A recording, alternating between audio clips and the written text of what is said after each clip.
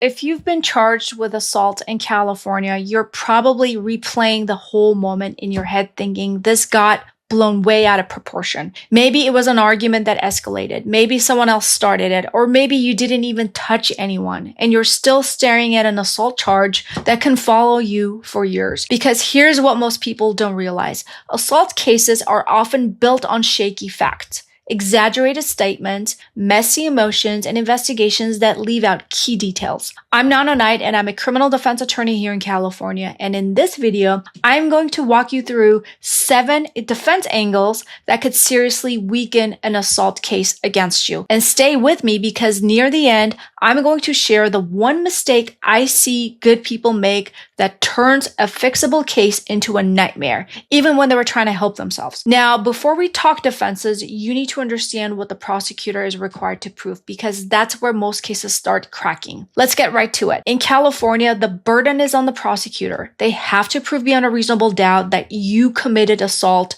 as California defines it. And that is where people get blindsided. Assault isn't just punching or hitting someone. In many cases, no contact is required. The prosecution can argue assault based on your attempted use of force, plus the present ability to do it. So yes, raising your fist, moving towards someone aggressively, or a moment that looks threatening can end up framed as assault. But here's the leverage. Beyond a reasonable doubt is a high standard. And if they can't prove even one element clearly, the case can weaken fast. So what's one of the first big ways we challenge that? We start with what's often the reality behind these charges: self-defense. A lot of assault allegations happen in a messy, fast situations where someone felt threatened. California law recognizes self-defense and defense of others. If you reasonably believed you or someone else was about to be harmed, you can use reasonable force to stop it, to protect yourself. And here's the key word: reasonable.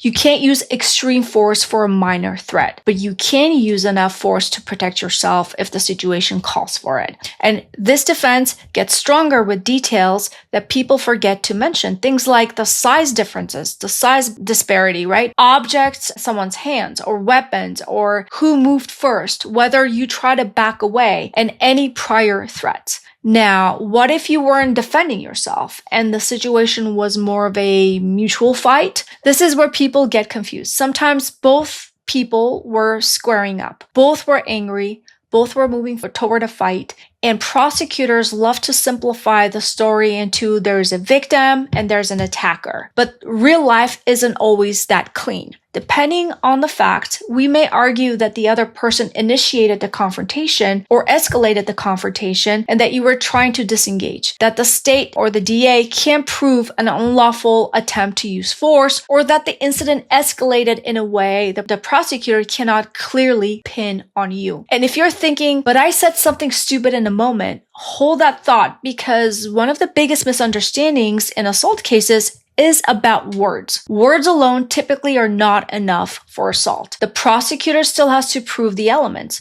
not the vibe, not the drama. And now let's talk about what many assault cases quietly rely on: credibility. In a lot of assault cases, there's no clean video, or the surveillance is really grainy. There's no perfect witness, no confession. So the case becomes, do we believe this person or that person? Or do we doubt them? And doubt is everything. We look for credibility cracks like inconsistent statements to the police, exaggerations that don't match injuries, alternative sources of the injuries, motives like jealousy or revenge or custody disputes, intoxication, poor perception, poor visibility, or witnesses who only saw the end. Because if the accuser's story shifts even slightly, the prosecutor's certainty starts to wobble. Now let's hit one of the most underrated defenses in assault cases: no intent. Assaults require general intent. And what that requires is a showing by the prosecutor that you willfully attempted to commit the act, or you acted on purpose. So if what happened was accidental, if it was inadvertent, if it was in a crowded space, for example, or a bump, a slip, a reflex movement, that changes the whole conversation. Even if things got heated verbally, that doesn't automatically make it assault. Again, The prosecution has to prove the required elements. So how do we prove your version is the true version? Evidence.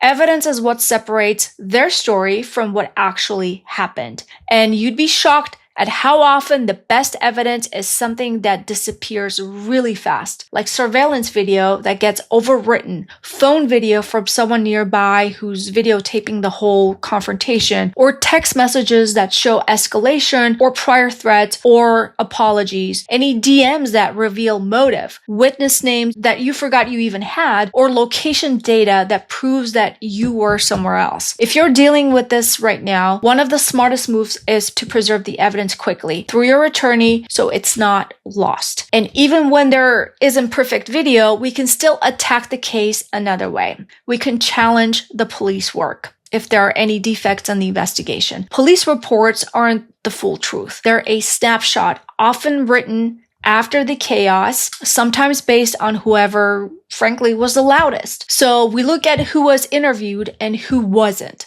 Body camera footage compared to what the report is stating, any missing photos, missing follow-up investigation, assumptions that were made at the scene, and whether key evidence was ignored or not collected. When the investigation is incomplete, that creates gaps, and gaps create doubt. Now, remember how I said there's one mistake that quietly wrecks cases? This is the one that happens fast. People do it because they think it will clear things up. And the number one mistake is talking too much. If police or prosecutors want to hear your side, it could feel tempting to explain. They'll say things like, just tell us what happened. If you didn't do anything, you have nothing to hide. We just want to help you. We just want to get your side of the story. But here's the trap. Anything you say can be used against you, and your words can be twisted, misunderstood, or taken out of context. You might be trying to stay calm and accidentally admit to a detail that becomes the centerpiece of the case against you. So your best move is to simply stay calm, say you want a lawyer, and stop talking until you have a lawyer available that you can consult with. So just to recap, if you're charged with assault in California, the strongest defenses often come from focusing or forcing the prosecutor to prove every single element,